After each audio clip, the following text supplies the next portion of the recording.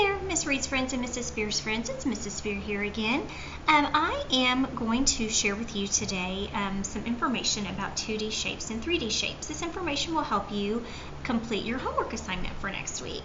So I wanted to talk to you a little bit about the D in 2D and 3D shapes. And if you are in my class, you will remember a chat we had many months ago when we were exploring 2D shapes and polygons about what that D means. That D is for the word dimension or dimensional. And let's talk for a minute about what that means. So I have a couple of shapes here to share with you. Some notes I took earlier. So let's take a look at this little square right here, or you can even look at the one that I drew here. It's kind of tiny.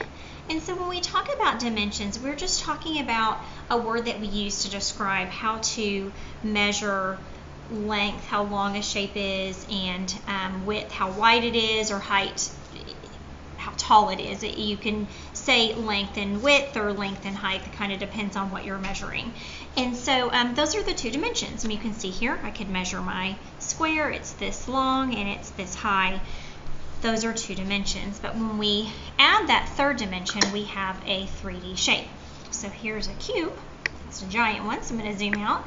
And so you can see that this cube is the difference. This third dimension is the difference between a shape that's drawn that's got those two dimensions, length and width, and then this third dimension. So you can see here length and width, but you can also see depth, and that's the difference. I mean, if you think about going to see a 3D movie, you put those glasses on and all of a sudden you've got that depth, which just is that video kind of popping out at you. It makes you feel like you can grab onto it. That's, I think, my favorite way to describe a 3D shape is it's just something that you can hold. Think about the difference between a circle that you would draw that's just flat and a sphere, which is the shape that you would hold in your hand, that you can physically hold. Think about a square versus a tissue box. You can't really pick up and hold a square or stuff tissues in there, but you can with a tissue box because it has that third dimension, it has that depth. So now that we've discovered that, I just wanted you to take a look at these charts for just a moment and notice some of these shapes have a match. You've got the circle and the sphere. This is the 2D, this is the 3D. You've got a square and a cube. And so you just add that third dimension and it becomes a different shape. It becomes a 3D shape. I wanted to show you down here the rectangle and the rectangular prism. This just reminds me of a birthday present or an Amazon delivery.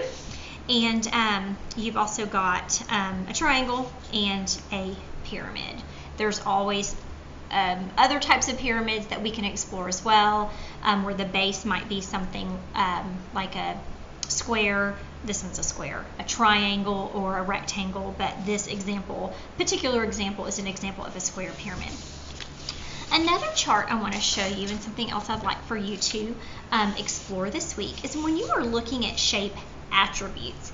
We are talking about that vocabulary that we use to describe the parts of a shape. So if you look down here for just a moment at the 2D shape part of this chart, these are words that we have discussed before. These long straight sides are called sides, and then the corners are the special math word we use for corners called vertices. And so vertices is actually a word that doesn't change when we get to describing the attributes of a 3D shape. You can see these corners are called vertices. Some shapes have curves, and so they don't have vertices.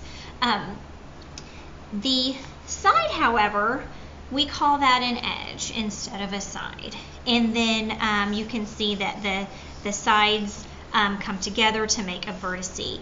And then one last thing that we want to talk about is these flat surfaces that you can see here in this drawing, and I'll show you with some real shapes in just a moment. We call those faces. So I just want you to begin to find some 3D shapes at home and begin exploring these different attributes. So for example, let's take this cylinder and notice that it has lots of curves.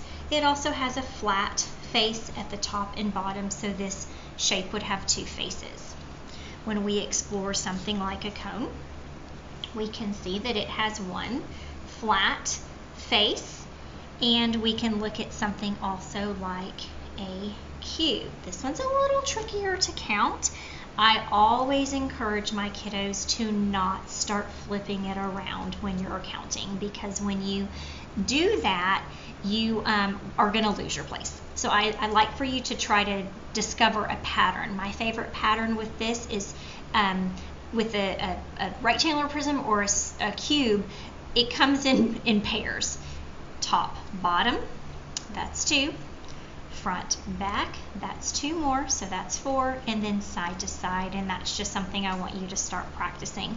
But more than getting the counting of the faces and edges and vertices correct, right now I just really want you exploring those, finding these 3D shapes in your home or outside, and beginning to just remind yourself and talk about the vocabulary. Can you trace edges with your finger? Can you find vertices, and can you begin to discover those faces?